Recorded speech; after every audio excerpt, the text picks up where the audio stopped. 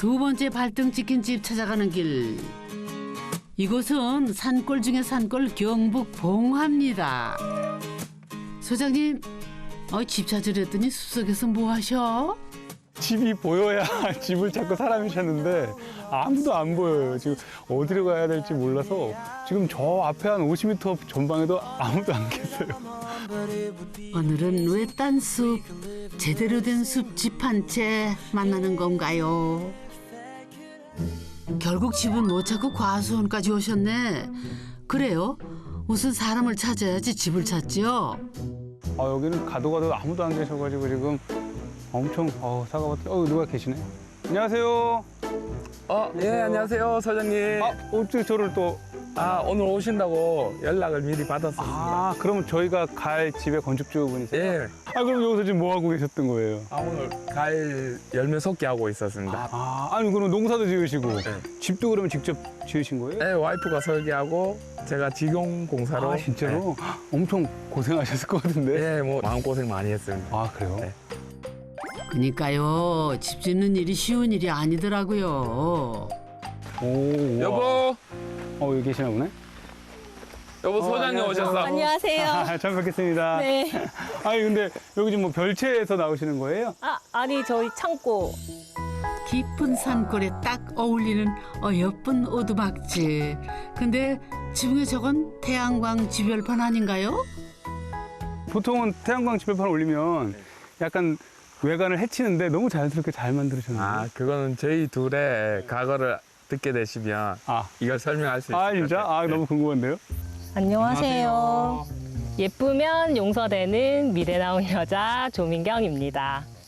예쁜 느낌 말고 수치적으로 확실했으면 좋겠는 공대 나온 남자 황찬욱입니다. 30에 지금 집터의 땅을 마음에 들어서 눈여겨보고 있었고 35세 이 땅이 매물이 나와서 또 바로 구매를 하게 됐고 40에 여기에 집을 짓고 자리를 잡게 되었습니다.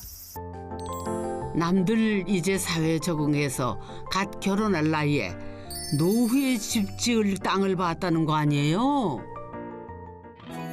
더 궁금해지는데요. 인생 계획 확실한 용의주도 찬욱 씨가 직영으로 공사한 집이랍니다. 빨간 고벽돌집, 저 푸른 초원 위에 정말 그림 같은 집이네요. 쭉 보다 보니까 창고동은 나무로 지으시고 여기도 벽돌로 지었어요. 저희가 꼭 튼튼하게 지어야 될 이유가 있어서 진짜요? 이렇게 지었고 안에 들어가셔서 차차 설명드릴게요. 진짜? 더 궁금한데 네. 그러니까. 들어가시죠. 네네, 네. 알겠습니다. 그러고 보니 돼지 삼형제 셋째네랑 똑 닮은 벽돌집이래요. 튼튼해야 할 그 이유 완전 궁금한 거려. 언뜻 보니 기다란 것이 새가 날개를 양쪽으로 펼친 형상 보이시나요?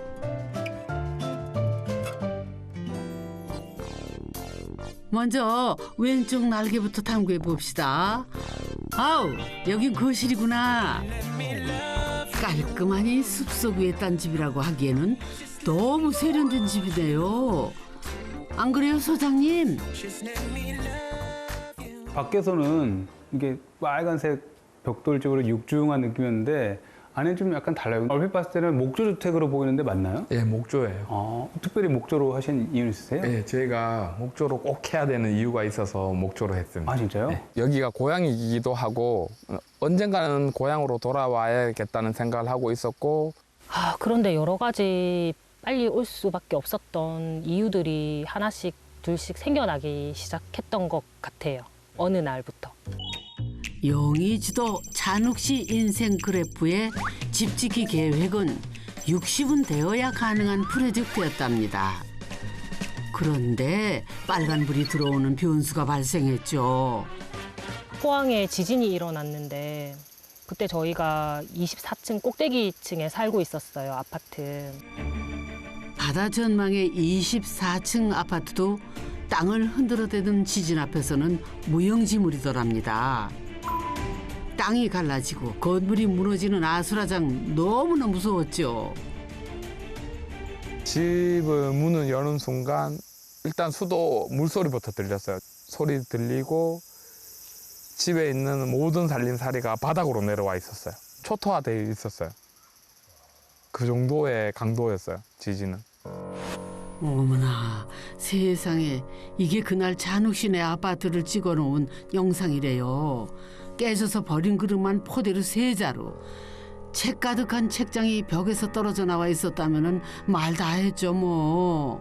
근데 진짜 무서운 것은요 그 다음이더래요.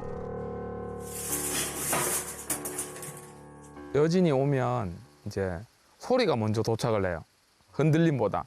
그러니까 꼭 전쟁 영화에서 본 것처럼 포탄 떨어지는 소리가 쾅 나고 한 1초, 2초 뒤에 흔들림이 오고. 근데 그 여진이 본진 온 날 수십 차례 왔었거든요. 저희가 솔직히 6.25 전쟁 세대는 아니잖아요. 표현은 지진인데 상황은 전쟁 상황이었고 그 여진은 이제 전시 상황인 거죠. 대부분의 자연재해들이 예보를 하고 준비 기간이 있는데 지진은 예보를 해주지도 않고 예보를 한다 그래도 그 예보가 초단기라서 어떻게 대비할 시간적 여유가 없으니까 진짜 무서운 것 같아요. 이제 트렁크 여행 가방에 이제 언제든지 가방 들고 나갈 수 있는 짐들을 다 싸놓고 살고 있었던 상황이었던 것 같아요. 지진이 일어난 이후에 가장 안전해야 할 집이라는 공간이 가장 불안한 공간이 되었던 거죠. 콘크리트 잔해에 파묻힐지도 모른다는 두려움. 목조주택을 선택한 것도 이유는 단 하나. 지진에 대한 기억 때문이었답니다. 목조 주택이 지진에 가장 안전하다고 들어왔고, 그리고 저희가 단층을 했던 이유도 위에서 더 이상 떨어질 게 없으니까 낙하물이 없다. 그리고 밖으로 나갔을 때도 모든 공간이 옆에 건물이 없으니까 이제 안전할 수 있다고 생각해서 그렇게 계획을 했던 것 같아요. 지진에 저희는 엄청난 트라우마가 있어서 네. 지질학과 친구한테 친구가 있어요? 네, 물어봤는데 뭐라고 여기 지각과 지각이 만나는 곳이 아닌 판 위에 있어서 좀 더 많이 안전하다고. 그나마 안전하다. 네. 그리고 이제 저희가 창이 되게 많아서 이제 이쪽이랑 저쪽에 현관 말고도 네. 바로 나갈 수 있게끔. 아니 저는 이렇게 딱 오자마자 우와 그 저 풍경을 보니까 우와 저 역시 풍경을 보려고 창을 뚫었구나 했는데 그것도 있지만 네. 아 그게 저는 진짜 생각도 못했어요. 세상 아름다운 풍경을 품는 것이 창이라 생각했는데 이 집 창은 세상 밖으로 뛰어나갈 수 있는 비상구이기도 하다네요.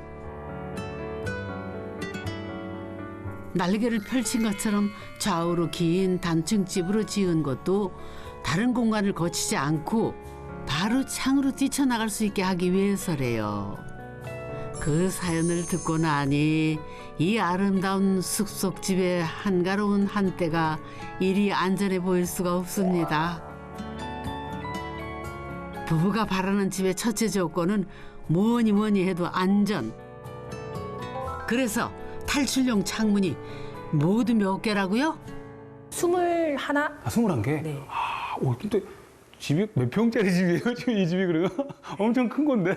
네, 딱 30평입니다. 30평이에요? 네. 진짜로? 네. 이분이 정해주셨거든요. 아 진짜요? 남편이 처음에 26평이라는 수치를 좋아하니까 정해주더라고요. 그래서 조금만 더 써달라 평수를. 그래서 이제 남편이 그럼 30평. 용의지도 찬욱 씨의 집 짓기 제한 평수는 딱 30평. 그거 한 번 지키겠다고 민경 씨 고생 좀 했답니다. 센치를 평수 환산기로 돌렸을 때 30평이 딱 떨어지는 거예요. 기존에 저희가 쓰고 있던 그 가구들의 그 센치를 다 재서 이제 최소한의 공간을 이제 할애를 하려고 하다 보니까 그걸 그대로 요 공간 사이즈는 이렇게 나와야 되고 여기는 이런 길이가 나와야 되고 이렇게 했는데도 불구하고 30평이 나왔다. 건축가를 가시죠. 아유, 저도 깜짝 놀랐어요. 예, 저도 깜짝 놀랐습니다. 이제 능력자이신데 그 진짜로. 이 집 설계의 첫 번째 기준은 사람보다 가구랍니다. 오래된 물건에 대한 애정이 남다른 민경 씨의 설계 방식이지요. 30평인데도 허투루 죽은 공간이 없어 더 넓어 보인답니다. 이렇게 능력 있는 아내분께서 사이즈면 사이즈, 공간이면 공간 다 이렇게 딱딱 맞도록 설계하셨으면 굉장히 만족도가 높으시겠어요? 그건 설계한 사람 입장이고 그래요? 저는 시공하면서 굉장히 힘들었어요. 직영으로 하다 보니까 제가 현장에서 그 현장 분들이랑 소통을 하면서 해야 되는 부분이 엄청 힘든 굉장히 부분이에요. 힘드셨겠구나. 네. 여기 위에 다락 공간을 생각하고 있었는데 이게 다락 아니에요? 네, 다락이 아니에요. 다락은 아니고 그냥 붕 떠 있는 쓸모없는 공간이에요. 아이들이 열광하는 꿈의 공간 다락이 어쩌다 가볼 수도 없는 공간이 됐대요. 그 다락은 딱 쳤을 때 갔는데 아쉬웠는데 그걸 수정할 수 있었어요. 근데 그걸 다 뜯어야 되니까 그게 맨 비용이고 비용이 들어간. 그 비용도 아니었어. 싫은 소리를 해야 되기 때문에 싫은 소리를 해야 돼. 그거 하기 싫어서. 싫은 소리를 해야 되기 이거 다시 해주세요. 그 말이 하기 싫었던 거죠. 제가 요구하는 거를 그분들한테 너무 요구를 하다 보면 그분들의 마음이 상하면 이 시공 과정에서 못을 3개 박아야 되는데 그냥 제가 모른다고 2개만 받고 가지 않을까 이런 노파심이 좀 있었던 것 같아요. 아이고야, 시공업자에게 사다리 계단을 만들어 달라는 말을 못해 다락을 못 만들었다는 찬욱 씨. 손발이 고생할 밖에요. 직영으로 했을 때도 그 하나하나를 다 직접 하신 게 아니라 이제 그 공정마다 사람들이 와서 하잖아요. 그때 결국은 그분하고 대화를 많이 나눠야 되는데 첫째, 미안해할 건 없다. 우리가 원하는 거는 최대한 다 말씀드리고 사전에 조율을 하건 혹은 하다가 좀 어색하다 그러면 고칠 수 있는 어떤 준비가 되셔야 되고요. 이 집은 그분들 집이 아니라 우리 집이다라는 생각을 먼저 하시면 된다. 시공업자 마음 상할까 봐 입도 못 댔다는 찬욱 씨. 그 남자의 발등 찍힌 사연은 이 안방에도 있답니다. 침대는 죽은 공간 없이 이 자리에 안성맞춤. 그렇다면 혹시 드레스룸인가요? 드레스룸이 굉장히 타이트한데요. 보통은 이렇게 좁은 공간에서는 이걸 이렇게 미닫이 문으로 만들어서 공간을 좀 쓰기 편하게 하는데 한번 이게 열어볼까요?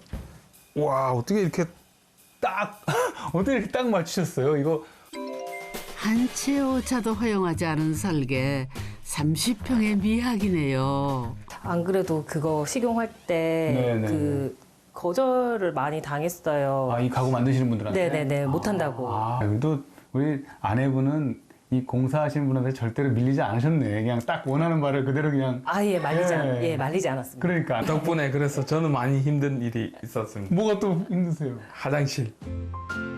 용의주도 찬욱 씨는 뭐가 그렇게 힘드셨을까요? 화장실은 흠잡을 게 없는 것 같은데. 엄마야, 이번에는 시공업자가 아니라 설계자한테 발등 찍히신 거예요? 제가 이걸 설계를 해서 건축사무소에 네네네네. 이제 가지고 갔을 때는 일본의 화장실, 가정집 화장실 같다라는 네네네네. 말씀을. 근데 뭐가 불편하신 거예요, 그러면? 저는 샤워하면서 물팅까지 고려해서 샤워를 하다 보니까 샤워는 원래 이렇게 릴렉스하고 편하게 하는 건데 조심조심 하셔야 되니까 불편할 수 있겠다. 저는 하나도 안 불편해요. 불필요한 청소를 하고 싶지 않았죠. 건축을 마무리 짓고 첫 화장실에 이제 들어가서 첫 샤워를 할 때 이 화장실에서 평생 샤워를 해야 된다고 생각하니까 이건 아니다. 전 다시 지어도 이렇게 할 겁니다. 네, 60평을 지어라 해도 이렇게 할 겁니다. 차라리 수영장을 만들더라도 화장실은 좁게 할 겁니다. 건축주의자 설계자인 아내가 왕이라는 말씀. 어쩌겠어요. 청소 안 하실 거면 따라야지요. 그러나 하루 한 번 욕실 앞에만 서면은 좁아지는 마음. 찬욱 씨는 꼭 갖고 싶답니다. 몸에 알맞은 욕실을요. 마지막으로 용의주도 찬욱 씨가 내내 마음에 품고서 한다는 시공업자에게 발등 찍힌 사연 찾아 탐구 시작해 봅시다. 여기는 다른 날개 쪽의 다락방. 아늑한 것이 새록새록 행복한 추억이 솟아날 것 같은 따스한 공간인거려. 그런데 남도 아니고 나만 아는 60cm의 비밀. 이거는 또 뭔 사연이래요? 여기 이제 아이들이 주로 쓰는 공간이죠? 예. 그래서 그런지 천정이 되게 이렇게 낮게 만들어져 있네요. 여기도 공간을 충분히 좀 편안한 공간으로 높이를 확보할 수 있었는데 다시 공사를 하자고 하기에는 너무 큰 공사고 제가 말씀드리기가 좀 어렵고 미안하고, 예. 미안하고 이래 힘들었던 부분이 있어서 그러면 지금 이 높이 말고 좀 더 조정의 여지가 있었던 거예요? 예, 그거는 밑에 층 내려가 보시면 예. 이유를 설명드릴 수 있을 네, 것 아니, 같아요. 저도 그렇지만 지금 서 계시는 모습이 좀 불편해요. 한번 내려가서 볼까요, 그러면은? 어른들은 절대 올라가기 힘든 네버랜드가 된 이 키 작은 다락방. 이것도 한 번만 더 용기를 냈다면은 이리 만들지 않아도 됐답니다. 그 증거를 보여주시겠다는데요. 비밀이 있다 그랬는데 어떤 거를 말씀하시는 거예요? 여기 보시면 청고가 좀 많이 났잖아요. 이 안에 무려 60cm라는 공간이 숨어 있어요. 아, 그래요? 네. 비밀은 다른 반보다 훨씬 낮은 이 천장에 있죠. 잔혹 씨 눈에만 보인다는 60cm의 허공. 남들한테는 절대 안 보이는 이 천장에 감춰진 60cm 때문에 잔혹 씨는 소갈이 좀 했답니다. 소장님, 이럴 때는 어떻게 했어야 하나요? 일반적으로는 시공을 하는 과정이거나 혹은 어느 정도 마무리가 된 상태에서 여기 수정했으면 좋겠는데 고민하시잖아요. 그럼 사실은 구조적으로 이게 위험하지 않은 바에는 다 고칠 수가 있어요. 그런데 그럼에도 불구하고 나는 여기를 구조까지도 변경을 해서 내가 원하는, 왜냐하면 10년 살지 20년 살지 모르는 집이니까 바꾸시는 게 나중에 후회 안 하실 수 있다. 지경이 아니라 직접 지어보고 싶은 만큼의 마음이 있어요. 그 콘센트 위치 아니면 배관 하나하나 그런 디테일까지 제가 한 1년이고 2년이고 생각을 해가면서 집을 지었고 남의 집이 아니라 내 집. 하루 이틀 머물 곳이 아니라 우리 가족이 수십 년 기대 살 곳. 그렇게 발등이 찍히는 고난 속에서도 포기하지 못하고 끝까지 지어내는 것 아니겠습니까? 그래도 안전하게 잘 지어 놓으셨으니 지금은 뿌듯하시죠? 높은 곳에 살다가 이제 땅이랑 맞닿아서 살아간다는 거, 그리고 좀 이렇게 자연과 초록에 조금 더 가까이 자연을 바로 볼 수 있다는 거. 저는 제가 원해서 왔기 때문에 모든 게 다 만족스럽습니다. 네. 네. 하나에서부터 열까지. 빼고. 그건 앞으로 해결할 수 있습니다.